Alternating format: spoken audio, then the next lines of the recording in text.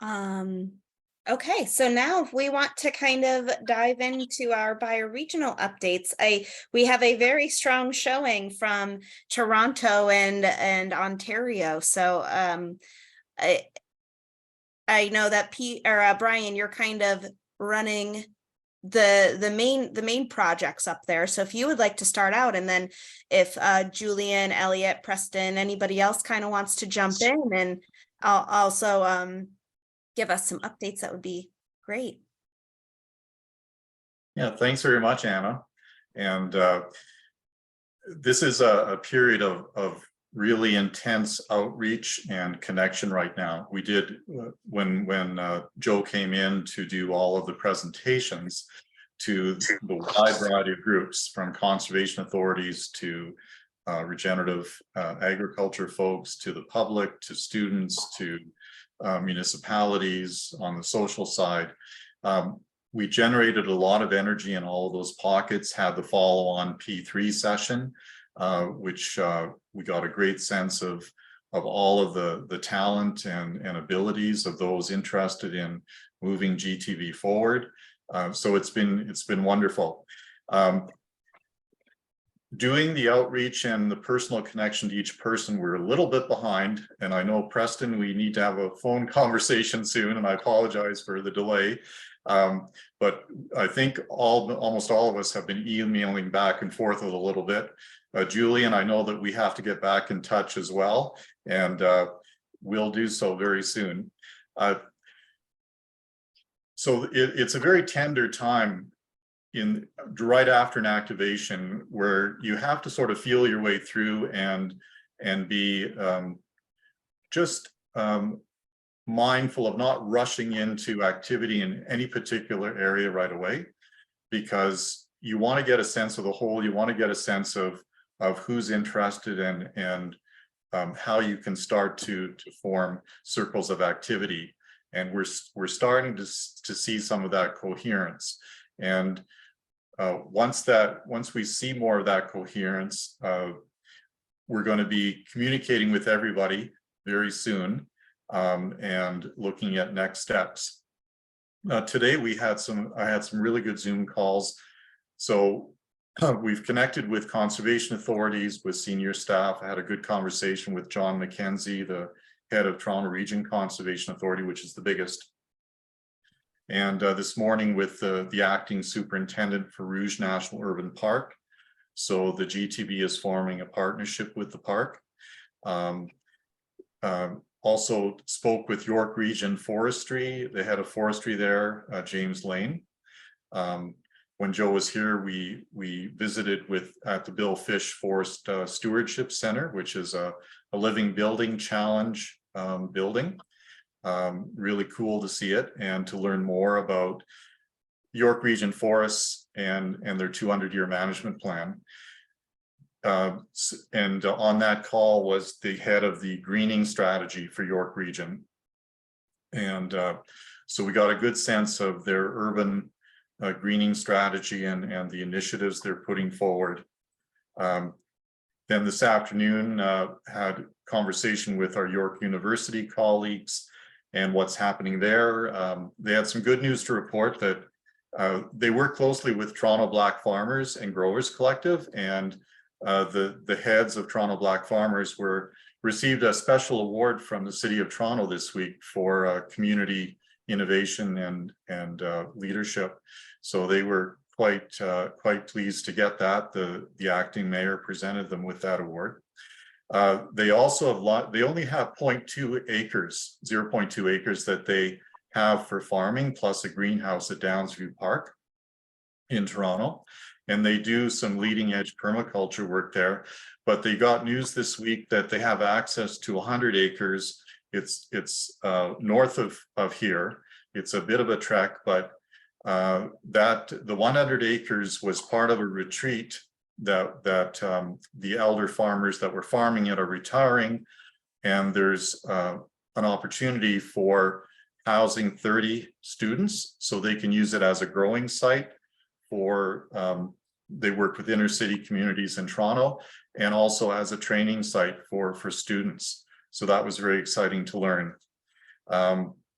So lots of positive, and we also spoke to Pickering College, they were bequeathed the Blue and Silver Farm, 85 acres near their school, and they're just starting to look at options for the arable land that they have.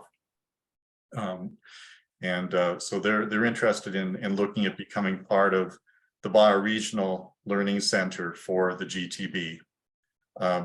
So we're working on the outreach. We're also planting seeds for the 3 pillars: the Bioregional Learning Center, the Territorial Foundation for funding regenerative projects, and starting to map what is happening out there and looking for synergies between existing projects and where we can foster new projects. So, Elliot is doing some great work with regenerative agriculture and reforestation, restoration. So, and then Julian has a trees and seeds project that he's working on, and connections into the education community. Ruben Vonrath on the call is part of the corporate team at Pickering College, and he's been a close colleague of ours. And Preston has a long-standing interest in this work and doing a lot of work in this area. So we're very blessed with all of the folks that have come together to be part of the GTV. And of course, my close colleague in Cleveland, Peter Whitehouse. Great to see you on the call, Peter. We've been working together for over 10 years now. He's not only with Case Western Reserve University, but also with University of Toronto. So he travels back and forth, and his intergenerational schools have won multiple awards and helps inform the intergenerational work that we do here as well. So I think that gives the overview of everything that's happening in the Greater Toronto bioregion.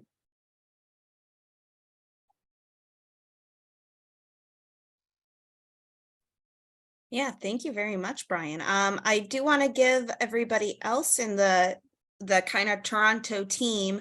So right now we do have Toronto, Cleveland, and Rochester all on the call. So before we move on to the next bioregion, I wanted to give the Toronto team some time if there's anything else that they would like to add, or perhaps any insights as to what they sense about the projects, any needs that they see this group potentially supporting in as well. I can share. I know I just was talking, so if anybody else wants to jump in, feel free.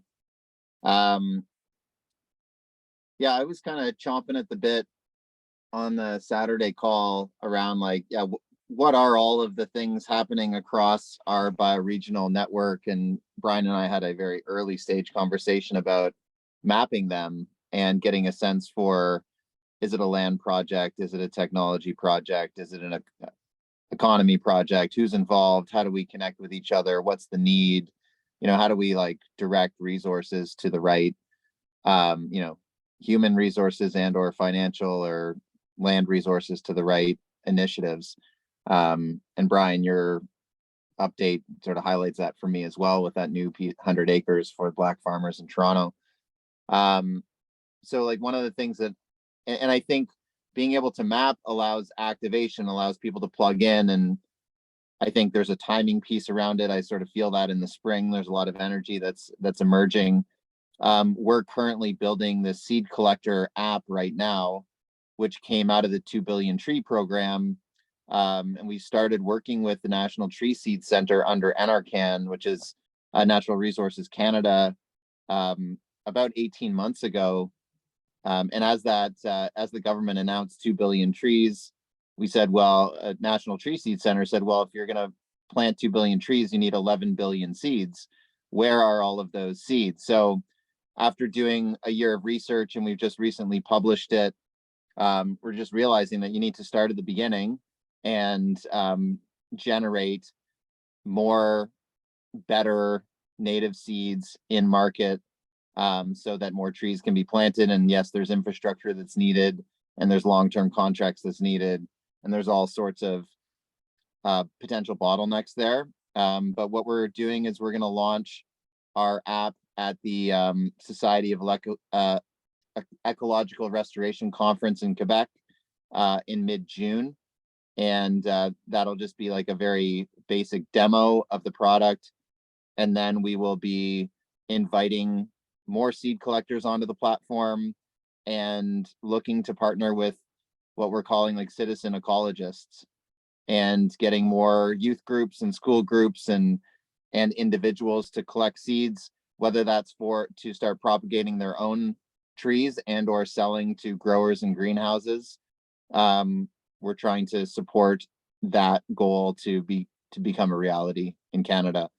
And as I say, in Canada, I'm also thinking like maybe it makes more sense that we focus in the Great Lakes region as opposed to trying to apply a piece of technology in Ontario that's built in Ontario for the Carolinian zone to what's happening in BC, which is a totally different beast. So I'll pause there, but I'm feeling this activation energy and wanting to bring people into an opportunity to participate in the solutions. And I feel like everybody in this course has some solutions and or network to offer to create those opportunities. So that's what I'm feeling. That's where I'm at.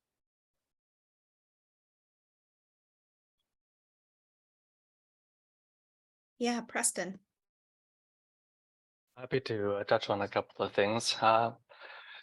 Wonderful to hear the update. I don't wouldn't want to be in Brian's shoes. Having 500 people over a period of week, massively inspired, and then trying to coordinate some sort of process through that when it's basically a whole collection of random people. That's overwhelming for sure. So there's not pressing to be hearing from you, just it's nice to know what's unfolding and to try to figure out how to be engaged with that. What stood out to me as well, and this was actually in our conversation 2 weeks ago, I brought up the question about mapping, about needing to see and recognize and then hopefully be able to begin interweaving. So that was one that has definitely stuck out to me, largely because the aspect of silos, everybody has their expertise, and it's the weaving of the complexities that offers the synergy opportunities. And that's a long, hard journey to be exploring. So looking forward to hearing more and potentially be contributing to some sort of mapping aspects.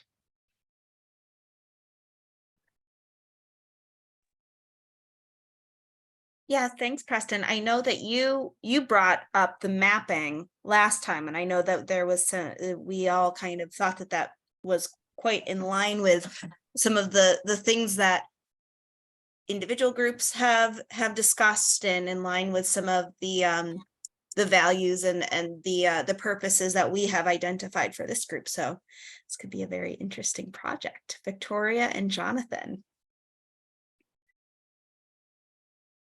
A couple of questions. And so has anybody looked into what mapping software we're looking to use, or candidates, and coordinated with the design school?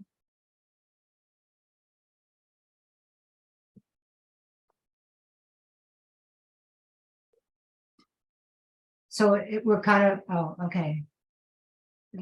Maybe Diane, let me ask a couple of questions and then we can open it for people who have some thoughts.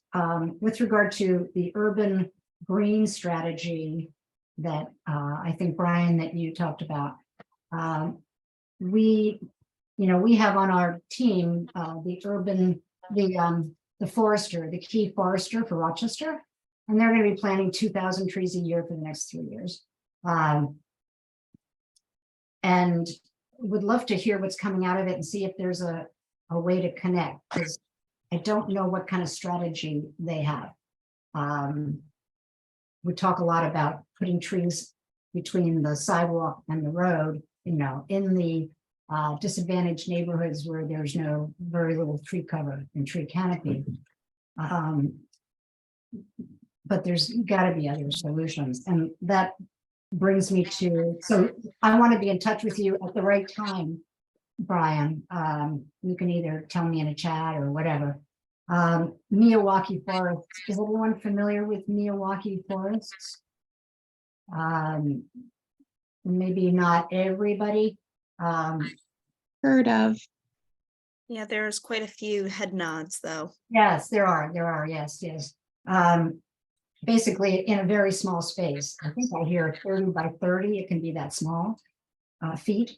You can grow a dense forest, not for people to walk through, but planting in all the stories needed, and within 3 years it's self-maintaining. And John Schul, who is part of events around here, is very interested in doing that with the various universities around here. And he's part of a group that has deep expertise in Miyawaki plants. And so if anyone here, wants to tap into that, feel free to contact us, and Jonathan will put our contact there. So those are the three things. Mapping, we're looking at mapping tool. We'd love to know how we're going to do that. Great, thanks. Diane. Hi, this is Doreen from Cleveland. I just want to ask, we do a lot of tree advocacy in my city, and the big thing we're coming up against is the type of trees that are planted. People are wanting to plant more like ginkgo, trees that do not serve a purpose for other species like caterpillars and moths. And so I just encourage that native to the area trees are planted. And if you don't know Doug Tallamy already, it speaks very well about the importance of planting natives for the other species. Sorry if you already know all this, but I wanted to advocate for it. Yeah, thank you very much, Doreen. Diane? That is an important piece that Doreen mentions. Thank you, Doreen. I was going to mention just, I think I had already mentioned some of the mapping technologies on a previous call, and will briefly reiterate that I personally have some experience with ArcGIS Online and public accounts, which have limitations but are pretty useful and free. And once they're made and shared publicly, anybody can access the information. And if you need more analytical power, there's open source versions like QGIS, which could be used within an ArcGIS paid option in future if that became suitable. But yeah, I operate in the nonprofit sphere predominantly, so I'm most familiar with things that anybody can use that don't cost anything to get started at a certain level. And there was something else. I think I'm going to put my hand back down for now because there was a second thing that escapes my memory just at this time. I think it was something for you, Brian, and I'll just wait until it comes back to my mind. Yeah, Jonathan and Victoria. Yeah, I just wanted to add another thing I was going to say. John Schul from Rochester's group here has a website where he's mapped projects all over the globe, not around here, but all over the globe. And for the people who've looked at that, whether that's something that we should add to, or if it's not a usable platform, I mean, that would really be great to have a little team across the world deciding what's the best software to use. And John would be a person that should join the team. He's not egotistical at all. I think it uses Google Earth. But he's got an interface that is his. So. Are you able to, would you be able to put that website in the chat? Yeah, we'll put it in the chat. And if somebody wants to volunteer to kind of head up a mapping group so that we can quickly align on software and start working, that would be really great. I'm not going to do it, but I'll suggest that that's something needed. Diane, did you want to say something else? Yeah, I just remembered that I had wanted to ask Brian if there was a relationship emerging yet with Niagara College. No, I haven't had any personal contact with Niagara College. What were you suggesting? They have a good restoration program, and I just think there could be some useful alignment and interesting possibilities where relationship building of, network connections might be concerned. And I can't point you in any kind of particular direction there yet, but I mention it because I am a restoration ecologist and I just know they have a good program. And Fleming College stands out in my mind as well, just as these sort of good places where conservation authorities go for graduates. And so I'm just looking at that kind of interconnectedness. Yep, sounds good. And I know, Elliot, you have a lot of background in forestry as well. So did you have any other suggestions, Elliot, in that vein? Are we talking about mapping? Diane was suggesting Niagara College has a good restoration program, Fleming College. Are there any institutions we should connect with in terms of restoration expertise? Oh, well, I'll answer your question, maybe. It might be an indirect response. So I clicked through some of those, I don't know, somewhere on that platform. I can't keep track of all the language.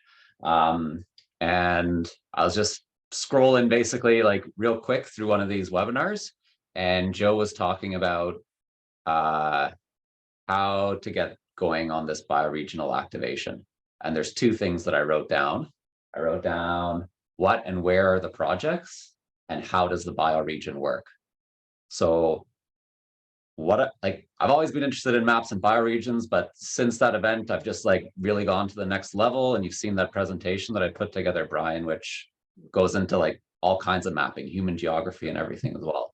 So what I've really been doing is trying to understand how this bioregion works so that we focus our initial mapping efforts on activities and community assets and everything that will actually foster social and ecological regeneration.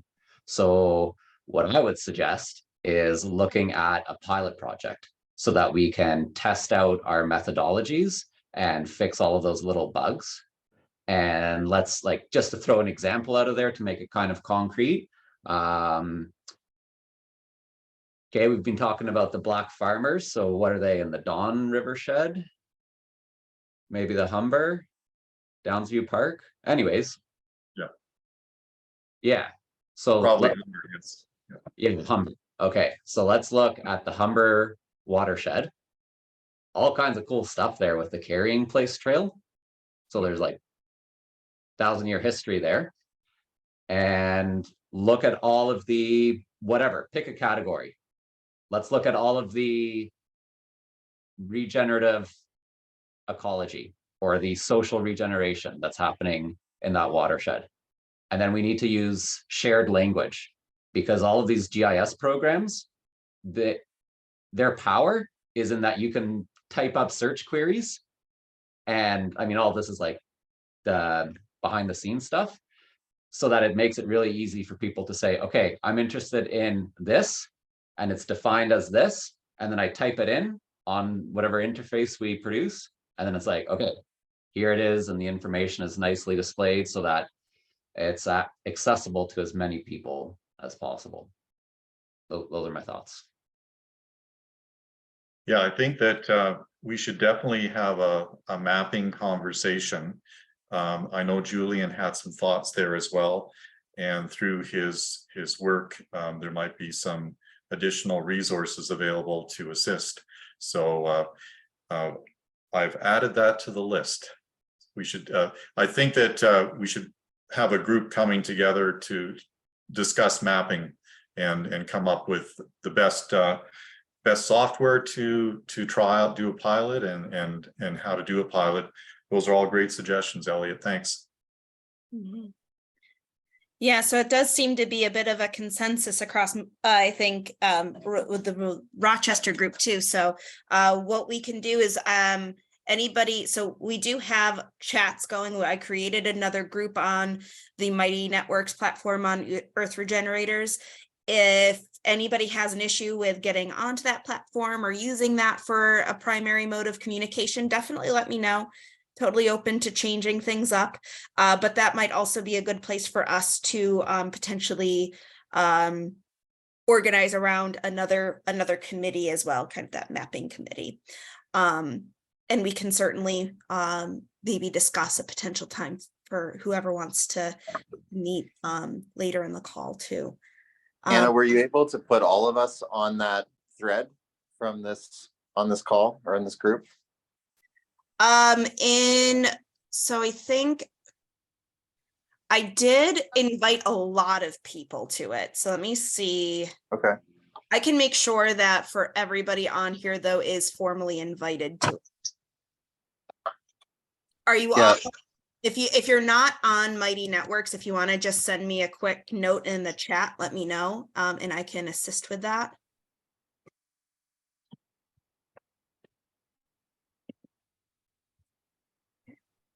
Jonathan and Victoria. Question. Can I just, Sorry. Go ahead, Julian. I was just going to ask,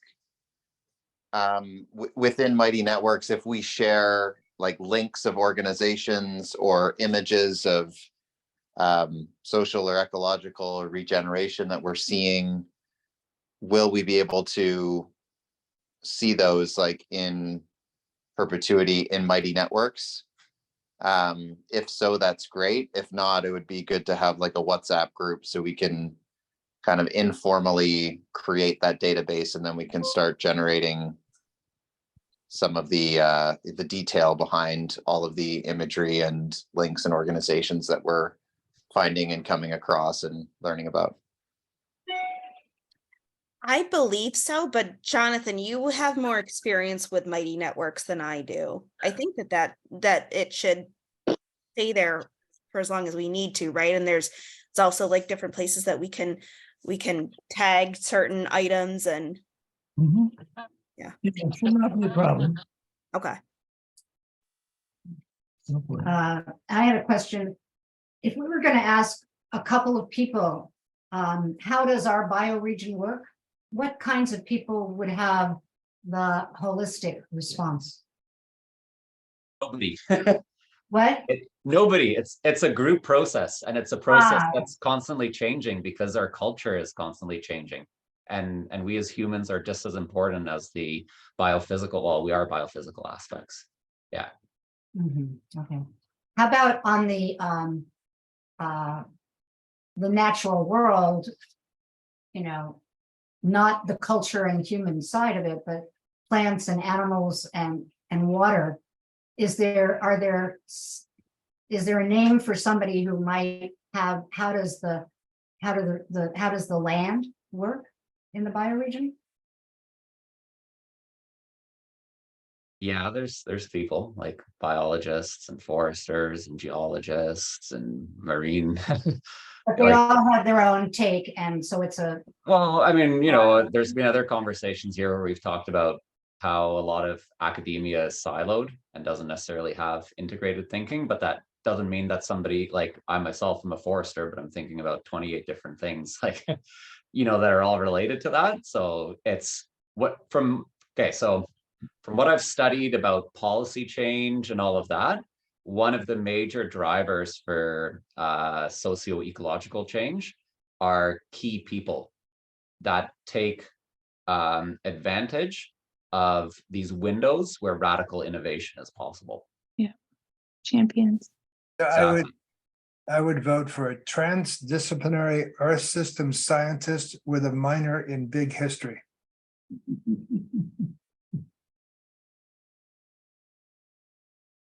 That's not entirely without seriousness. I mean, there are people who are trained in thinking across systems, and as with bioregions, it has to be more than the biology, it has to be the culture. So you have to find somebody who's can cross those bridges. Yeah, both good suggestions. Thanks. Sounds like Joe. Yes. In this part of the world, I am biased because of past employment, but the conservation authorities do tend to have an array of different expertise in-house and then to some extent contracted out. But it's their business to look at a whole bunch of different interconnected landscape related factors.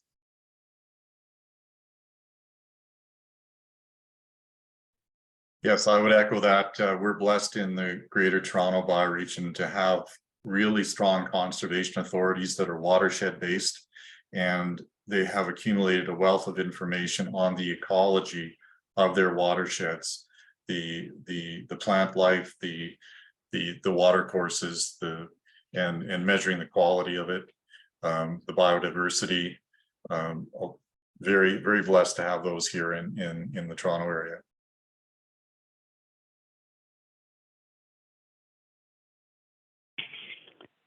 Hi, it's Doreen from Cleveland.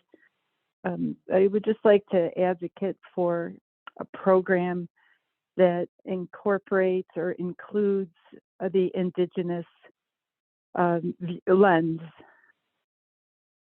I don't know if there are programs now in mainstream. I need to get familiar with them, but the Indigenous took care of the land for millennia, and perhaps they could help to guide us.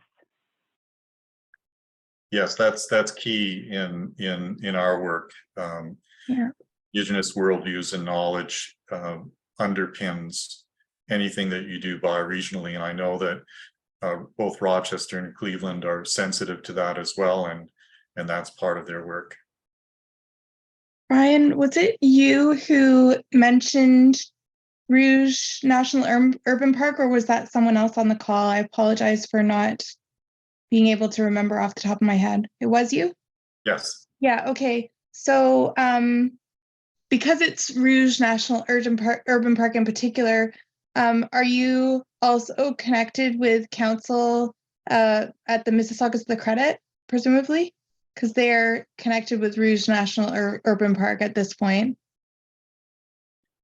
Yeah, we have a number of Indigenous advisors. Our main advisor is Dr. Dan Longboat from Trent University, and he did a fantastic discussion that we recorded with Joe Brewer when he was here.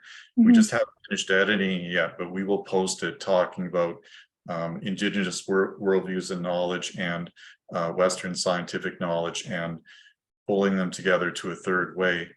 Right. Within the bioregion, we are connecting with various Indigenous groups. We've asked to Rouge National Urban Park to also have contact with their Indigenous advisors, but they said that we have to have the partnership agreement in place first. Okay. Then we can have discussions. Okay. Yeah, I do think that they have. I do think they do have a relationship in place with the Mississaugas of the Credit at a minimum at this point. And so, yeah, that will be nice when you firm up the relationships, the agreements that are needed to explore those relationships further.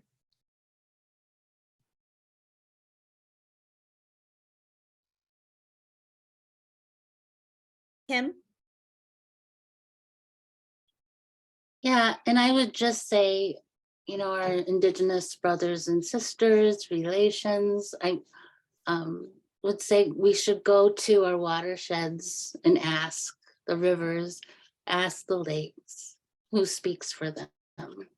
And this is, just from being in Turtle Island Institute for quite a while with, this is a real opportunity to be more than just talking about, because there is communication and there is relationship. We're in relationship with everything.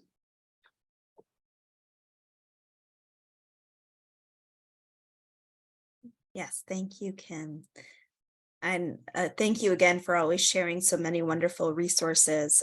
Anybody who is interested, Kim has been sharing some Turtle Island Institute and some other Indigenous resources as well with the group. And I know, Diane, you're always great with doing that too. Yeah, I'm going to hit the button on my language course that is still my favorite thing right now and put it in the chat. I'm going from module 14 to module 15 next, and it is a wonderful exploration of language. And I don't know about the extent to which that would be relevant in Doreen's neck of the woods, but it is definitely relevant in a pretty large stretch of the Great Lakes Basin. Yeah, I'm not exactly sure if Anishinaabe, because I know the Haudenosaunee do not extend down to Cleveland per se, so maybe the Anishinaabe do. It's a huge expanse, but yeah, different dialects in different spaces. Mhm. And so what I'm studying in this course is known as the Border Lakes dialect. And if you look up Border Lakes dialect on Wikipedia and similar kind of, the Ojibwe People's Dictionary, which uses Southwestern Ojibwe and it describes the regional elements. Yeah, those help convey a sense of the geography that goes with the language.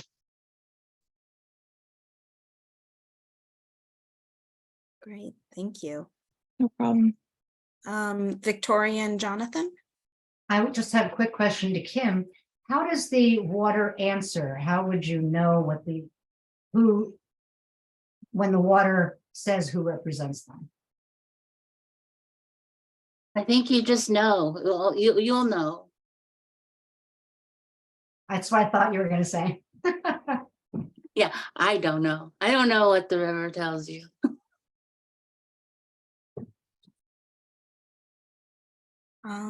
Well, so I would like to give Cleveland and Rochester an opportunity as well to present. And I think just in terms of the mapping group, if you want to also put in the chat whether or not you would be interested, and we can make sure that that a thread gets started with people who express interest here to see when we could probably more formally schedule a time to discuss. So if you want to put in there, great. Thanks, Diane. But then also we'll pass it on to Cleveland for Peter and Kim, if you would like to share what's been going on for you guys. So Kim, would you like to start or would you like me to start? You go ahead and start, Peter. Yeah. So let's build the bridge to Brian, because the co-sponsors of our meeting were the intergenerational schools that he mentioned, which have been the foundation of our relationship with Toronto. They got access to the Lake Effect magazine. They got access to the mailing list. I asked the students who participated in our program to offer a note of thanks, and they decided to do a video, which I think is a youthful thing to do. So that's in the works. It's a little unclear how the intergenerational school is going to move forward, but many of the other organizations associated with the conference are. So starting with my university, we've had conversations with one of the deans of the executive dean of the medical school, one of the medical schools, with the two co-chairs, co-deans of the management school, both of which were involved in the original process. And I think, and Dave Nash, who's not on the call today, has joined the Design Institute And and we just had a call, as I may have mentioned, at 3 o'clock. He and I are working with others in Kim around the engagement of the business community and the role the management school plays there. Toronto and Cleveland share an interest in trees. I actually just did an ArcGIS story mapping project of my tree doctor character, where I used it to map out all the forests that the tree doctor has visited. And the first time the tree doctor appeared publicly was to the surprise of Brian and Susan, I might add. There's a story there in Toronto. So I have some familiar with story mapping. But That sounds very cool. What's that? That sounds very cool. Well, it is. So actually, I just was reading a report on forests and health, just out from an international group. The idea that of the tree doctor was to ask human beings, what can we learn about health from trees and forests? But the idea of asking the medical school to work with the Cleveland Tree Coalition, which is doing strategic planning. So I was on one of their focus groups and raising this issue of should we be looking at bioregional work from the perspective of their work trying to increase the canopy of Cleveland. There's also a group called NOACA, which is the North Ohio, I forget what, Area Coordinating Agency. yes, thank you very much. They're doing a regional. You're welcome. They're doing, yes, NOACA. They're doing a regional plan, which is different than Cleveland and Cuyahoga County. I mean, you need to find a political unit that has broad enough scope to encompass the notion of a bioregion. We still, I'm teaching with a person who knows the Cleveland philanthropy and museum space in her museology course at the Cleveland Museum of Art. So another follow-up besides the health conference we're planning in January is a conference that would engage art, natural history, the Holden Arboretum, and the Museum of Contemporary Art, all of which are located in the same space, basically University Circle, to do a major exhibit on how civilizations change and how art can both communicate and reflect and perhaps transform people's ideas about how civilization needs to change. We continue to have a lens on environmental justice. One of our speakers just got an award from the mayor of Cleveland for her 20-year work on lead poisoning. So that's Environmental Health Watch. That's not directly the climate crisis, but it still obviously has a lot to do with the quality of our watershed. Actually, there are a bunch of projects with young people that I won't mention. It's kind of a more academic writing projects with medical students and a high school student, one of whom is Jillian Williams, who is Kim's daughter. So maybe that's a good time to have Kim tell you her perspective on where we are in Cleveland. Look, one other thing, we're obviously engaged with Joe, but we had a report on bioregions presented at our meeting that was from 1999. So we are trying to respect the history. People like David Orr, who was also at our conference, are people that have been working on this concept for a long time. So the idea of Joe being a catalyst means in order to make that catalytic reaction as efficient, if you want to call it that, to produce good products, we need to be sure we know the substrate in which the catalyst is operating, if that makes sense to you all. So I have a conversation, I hope, coming up with Joe about the ecoversity in Barry Chara too, because we're trying to figure out what does it mean to have a design institute or an ecoversity. How does that organizational form manifest itself in all the players that we've just outlined? Okay, I'm sorry, I keep talking. That's okay. I don't have much.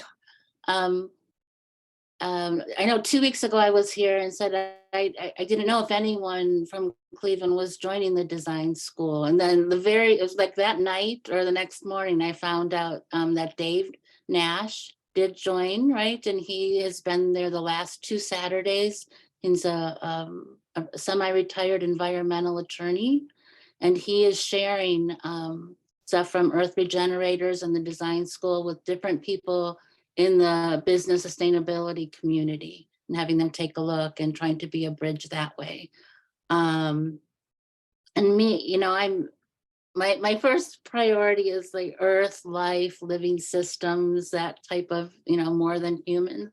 But I find myself in like maybe taking a 6 or 8 week course in DAOs, or I attended a Capital Institute workshop, free workshop on controversies around ESGs, the confusion and conflation, because there's so much businesses, you know, they have to get involved in this now. It was really, really interesting.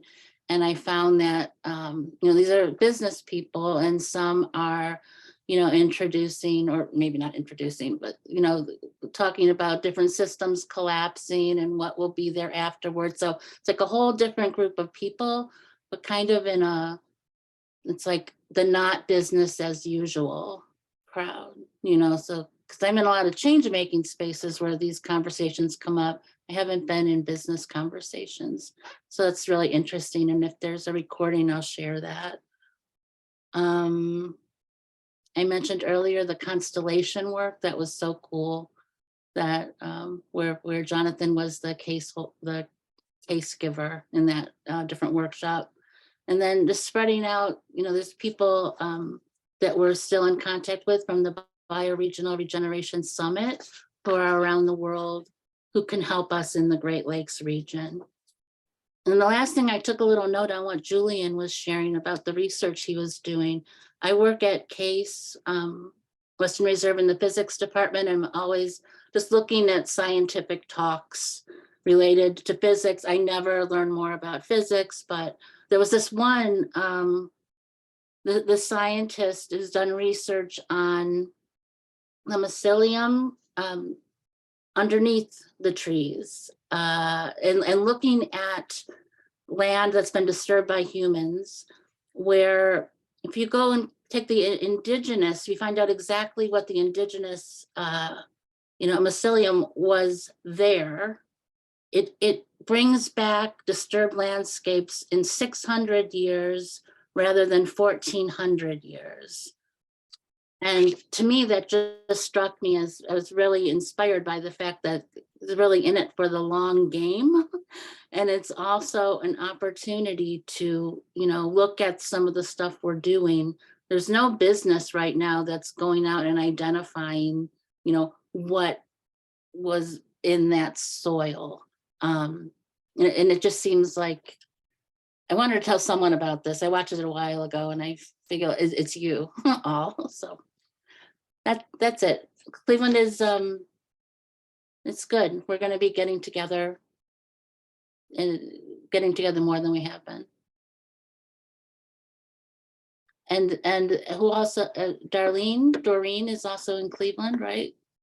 And she shared, that's a really exciting thing at Metro, and I can help you with some contacts there too, Doreen. I think that's wonderful. Good. Is there anyone else in Cleveland that's on the call? Think that it's just you three. And so I want to extend the same question that I extended to Toronto. Is there something that you see that this group can benefit Cleveland in some way?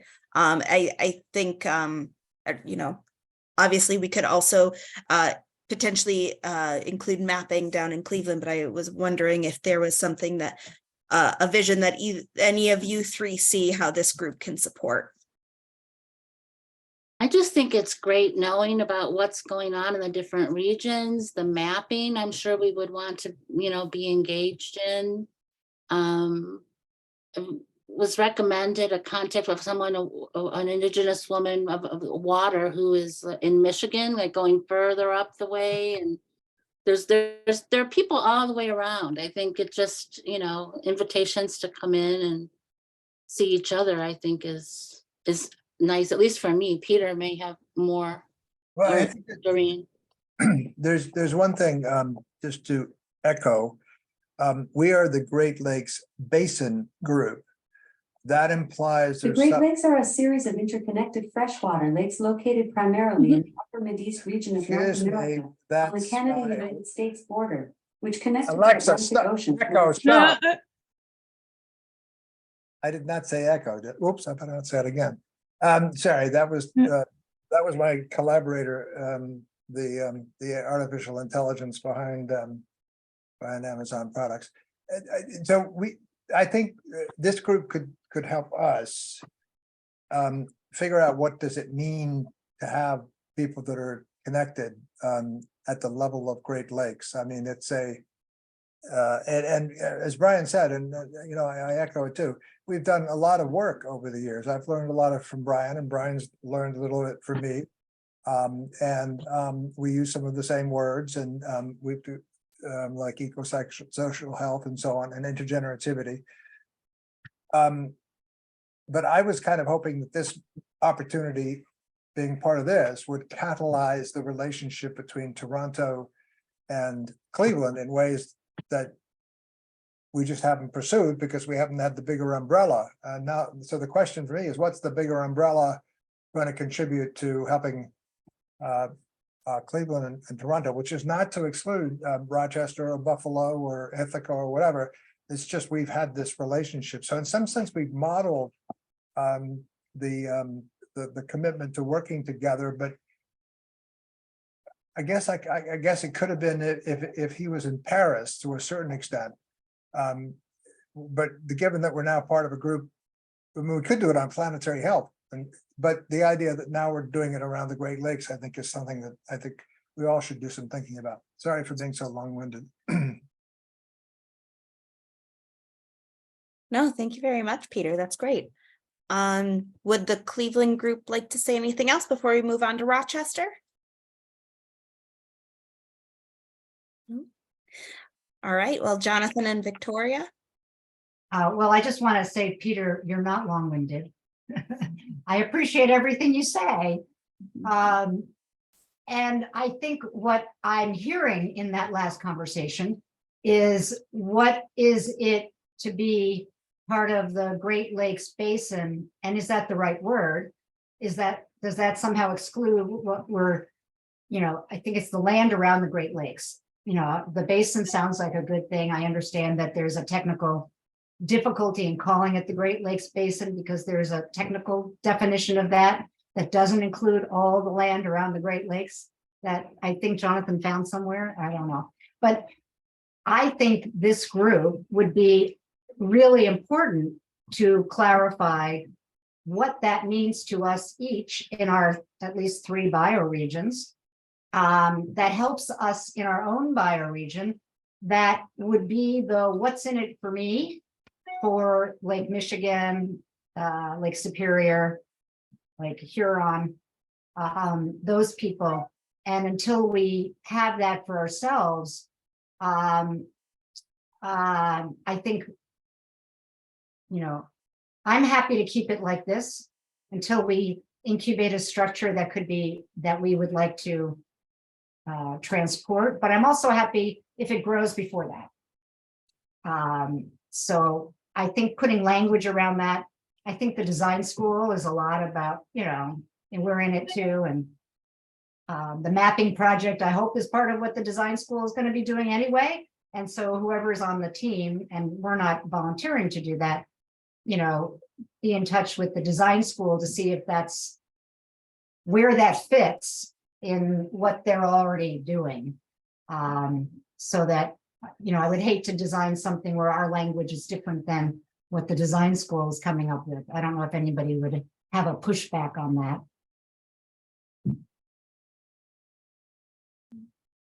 I mean, we can come up with it for the design school. I mean, I think that's part of what the design school is. We're all kind of collaborators in coming up with things, so.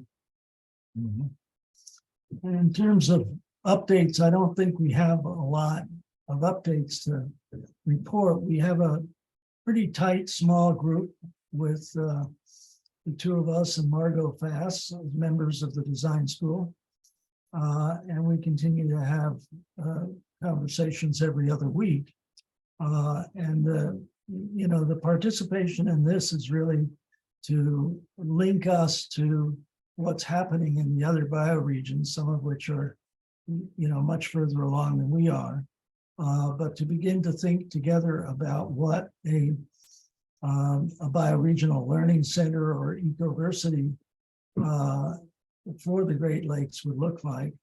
And is that the right scale? And are we imagining something that's possible that would have multiple sites or would exist in the virtual world? I'm just not sure, but we're certainly open to those conversations. Well, and I would think the what's in it for me is kind of always going on, you know, in the back of my mind, because people don't join things and they don't take them on until they see themselves and how they relate to this subject. So if we had, and I think it's a great idea, maybe the design school is the Great Lakes Design Ecoversity with satellites in the various places, the various ecosystems and the smaller level of bioregions that touch the Great Lakes. And I think the idea, I think that would be great, and it would really move us forward to think of the ecoversity being a Great Lakes ecoversity with satellites versus every one of our little ecoregions having our own design, our own ecoversity or something like that. And I just want to say that in addition to Margot, we have a couple of people who joined, but it's different people each time. So we haven't really gotten our arms around or followed up with appropriately the people who, about 50 people participated in our work with Joe. Each one of those people we see now and then here and there, and they're all interested in something, but we just haven't had the time to coalesce anything exciting. And, you know, it's really even hard to get in touch with John Schull, who's been very central to putting together the tour, you know, the time with Joe. So we're taking baby steps. And Margot Fass is a force to be reckoned with at 82. She's the one with the frog's house, a frog house. And she just introduced us to someone who could blow the whole thing open. Used to be the mayor of a very prominent suburb, probably will become, you know, was outvoted in the last election, will probably get in the next election. But totally in sync with what we're talking about. So, but we're moving slowly. He hasn't even heard Joe's talks yet. Margot is managing his learning curve, and she is very close to him, which is wonderful. And he and his family have owned a dairy where they're, you know, they're really state of the art in how they treat milk responsibly, and you know, and a lot of other things too. So we're, you know, nothing else occurs to us. We'll give it back to Anna. Yeah, thank you, Victoria and Jonathan. And I'm happy to hear about some of the different connections that you're making, even making more of that agricultural connection, because I know that when we were planning for Joe and Penny to come, like that was one area that we realized we were very much in more of the nonprofit and kind of academic sphere versus like actually getting in touch with people who have their hands in the ground on a regular basis. And I think that that's kind of all part of doing that. Yeah. Great. Well, and I think I can just give a brief update. I'm kind of the lone member from Buffalo right now. But I am, I trying to make my connections as well. And there is a group of people that follow the bioregional movement of the 60s and 70s and are familiar with the term, probably not in some of the same ways that I think that the design school and earth regenerators have spoken into, but I do have an opportunity to present to the Western New York Environmental Alliance, which is a collaborative organization of many different environmental groups in the area. So that'll be really exciting because it's definitely a group of groups that are there. So I'm hoping to one day be able to invite somebody from my neck of the woods to these calls. And we should, Anna, please let us know about it. We'll try and be there. Okay, great. And I'm sure there's some decarbonization people among those environmental groups. If so, we can help them with the decarbonization stuff. Yeah, I can send you a link to their member page. Great, thanks. Great. So we are coming up to the end of our time. So I think if we want to kind of give a brief checkout, if we want to go around and just kind of give your take on kind of where we're at with this group and what you're taking away from this meeting. Any thoughts or last minute thoughts or comments that you'd like to share? And I'll say that I'm excited for a project. I really appreciate talking, and I feel that we've been doing so well with getting to know each other, but I do feel like groups really start to form and see each other's strengths and weaknesses when we're all working on a shared project. So I'm really excited about this mapping and looking forward to working with people in that way. And I will pass it on to Diane.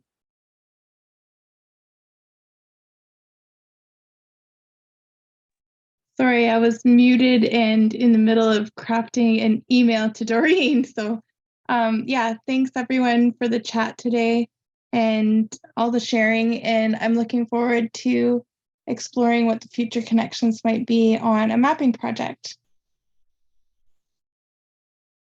Yeah, just I don't know if I have anything else to share, and I should probably pass it on to,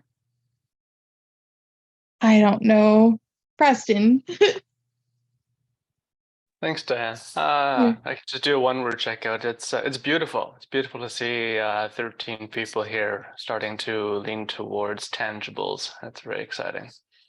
And I will pass on to Kimberly. Thank you. And I think it's wonderful to see so many people here. It's very nice. And one thing I forgot to share is that in May, there may be a series of conversations instead of a bioregional summit again, but just conversations everywhere about bioregions. And maybe that's another thing we can think about doing together, locally in person and maybe online, that kind of thing. So thank you. And I'll pass on to RJ. Just appreciating listening in. I'm thinking just on the mapping, and I know it's out on the West Coast. Paul Seragino and Mining Networks is working the Salish Sea for several years on restoration camps, and he's just done some amazing things around mapping in that larger Cascadia area, and actually all the way down to small scale as well. And thanks. And to Elliot, maybe. Thanks, RJ. What was that guy's name? That's Paul Seragino, C-E-R. I think you can find him, or Anna can find him. Salish Sea. Cool. I'll look that up, and yeah, same as what most people have been saying. Good building relationships and looking forward to moving into the tangible. Well, not that relationships aren't tangible, but there's more work to do. So cool. I'll pass it on to Victoria and Jonathan. Yeah, just very enriching in the sense of a lot of resources that are coming together. And so looking forward to having this gel into a project. And just inspired, happy. I always start these calls saying, oh my gosh, one more call. And I'm so glad for that call, this call and every other. Thank you. Brian? Yeah, it was great to connect with friends in Rochester and Cleveland and elsewhere, and of course in the GTB. And look forward to continuing to build this work moving forward. I'll pass it along to Ruben. Yeah, I'm excited to see what's going to emerge, and I'm really interested in the seed project. So that'll be very interesting. And I'll pass it over to Dr. Peter. That's what Ethan Bonerath, my intergenerational collaborator that Ruben happens to be his dad, calls me, Dr. Peter.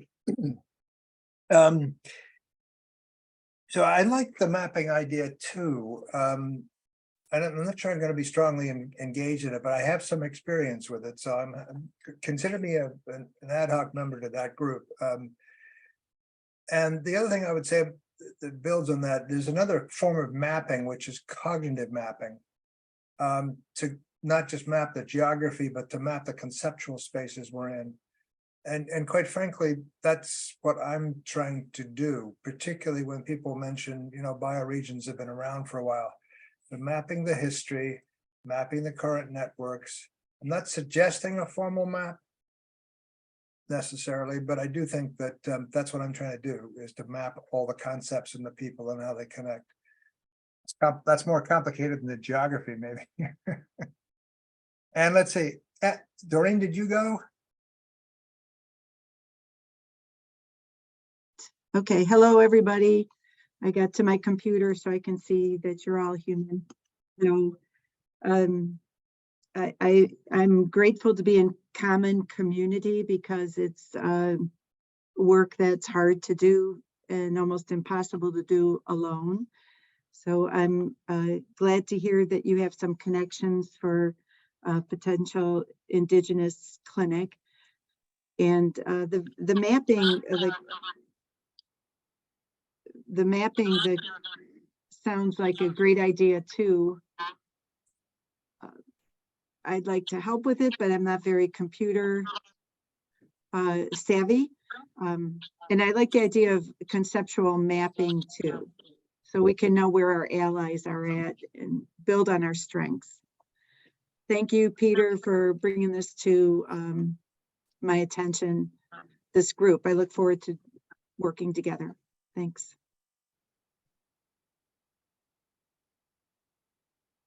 I have to turn it over now to Preston. Did you go already? Oh, Kimberly, anybody not go? Anna, did you go? I haven't gone yet. Yeah, Julian. Julian. I think I'm the last, I believe. And if not, please raise your hand after I go. Yeah, I'd love to plant the seed of understanding how we all interpret what regeneration is, not to be mistaken with sustainability, which feels like about doing less harm, and circularity gets thrown around a lot, but what is true regeneration and replenishment and restoration? And I think that will also help me in thinking about the mapping project as, what are we mapping and what are some of the guiding stars or north stars of regeneration that we can use to model after. And then also I loved what was being said about cultural regeneration and social regeneration. So what does regenerative leadership look like? What does regenerative design truly look like in the systems that we create for ourselves, in our homes, for our communities, for the places that we work and that we inhabit? So lots of really rich questions, and I'm so excited to be exploring it with y'all. So thank you for hosting this. Yes, thank you. And thank you for all the new people joining. I hope you all have a wonderful evening and we Hold will. on. Oh. Doesn't Diane Francis, she hasn't gone. Oh, I'm sorry. So sorry, Diane. For some reason, I was thinking you were the same as the double N, Diane. No problem. I am just a fly on the wall. I live in the Catskills, Western Catskills of New York State, so I'm not in any of your bioregions, but I'm inspired by the work of Joe Brewer and actually sort of blown away that, so I don't have that history, but blown away that he came out and spoke with the different communities and that you've all found yourselves and each other. And I hope you don't mind that I'm just listening in because I would love to do something here in New York. I'm in what you would consider the Delaware River watershed, which has a constructed watershed aspect to it, which is a series of constructed reservoirs and aqueducts that take water into New York City. We're the largest unfiltered drinking water system in certainly in this half of the country. And I would love to work in the idea that we are both part of the Delaware River watershed, which goes down into Pennsylvania and New Jersey and the Delaware Basin into Delaware Bay, into the ocean, but also somehow we're still connected to New York City, and to somehow find a way to bridge both of those things because they're very, very different socio-cultural regimes and not very well connected in terms of the resources that could be shared, the learnings that could be shared, certainly the restoration that is necessary, and you know, all the different aspects that you all are talking about as well. So Anna was kind enough to invite me to listen in, and I deeply appreciate it. And I hope you don't mind me kind of just hanging out. And I would just love to learn from you all and see what I can do here, because I haven't found anybody that's actually working on this that I've been connected to. So I need to do a lot more homework to find the people that I can connect to. But I just really appreciate being here, and I'm really grateful and impressed at where you all are and what you're all embarking on. So thank you. And we actually just moved from the Delaware River watershed. So you might want to make contact with the Delaware River Keeper and other folks involved in water. Oh, yep, certainly. Yes, yes. Love to have your contact. Yeah, if you could put your contact information in the chat, that would be great. We know people in the Hudson Valley that are doing, you know, sustainability work.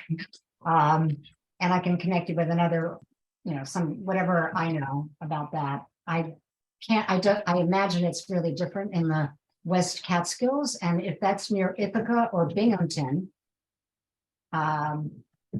you know, we might be able to get you connected with those areas. Well, that'd be great. We're sort of nowhere. So that's a big part of the challenge. But yeah, so I'll put my contact information, of course. And if anybody has any ideas, I'm very, very open and appreciative. Thank you. And if you can look higher in the chat, I don't know if you guys on the phone get the chat, but my email is there, vzelen Possible Planet or something like it, you know, one of our emails, possibleplanet.org. And if we don't reach out to you, please reach out to us. Okay, great. Thank you. Thank you so much. All right. Well, thank you. Yeah, and I can connect you guys because the chat will go away once. Yeah. All right. Well, everybody have a great night, and we will see you in a couple weeks. Thanks, everyone. See you next time. Bye. Thank you. Thanks. Bye. Yeah, and actually, I wanted to say that I think Joe already put us, all three of us, into an email because that's how I connected with Diane. Joe reached out to us. Oh, So I think that we are all four, or maybe just Jonathan is on that thread somewhere. So I can bump it up in your email threads. Thank you so much for joining, Diane, and definitely feel free to join whenever. I apologize for kind of skipping over you in the end there. No, that's okay. That's okay. Thank you. Yeah. Well, and I think Joe might be even more helpful than us on some people he might know. Certainly he knows people in Ithaca and Binghamton that we don't know. I know somebody has this thing about the regen, Carol Sanford, Regenesis. I don't know if you've heard of Regenesis group. They have a wonderful website. They do a lot of business consulting, regeneratively, very holistic. They're wonderful. They have a lot of people that have gone through their courses. And I know at least one of them who is in the Hudson Valley. But, through that person, you might be able to find others. And then there's the HSVN from BARD. BARD has a great sustainability MBA or BA, and they have this really nice email list that they send around notices of things that are happening. It happens to be in the Hudson Valley, but I have to go and look at the geography. What's the name of your town? Harpersfield. Coppersfield or Hopper? Harper.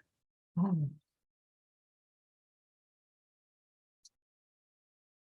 And so we don't have your email address, so you'll have to be in touch with us or with me.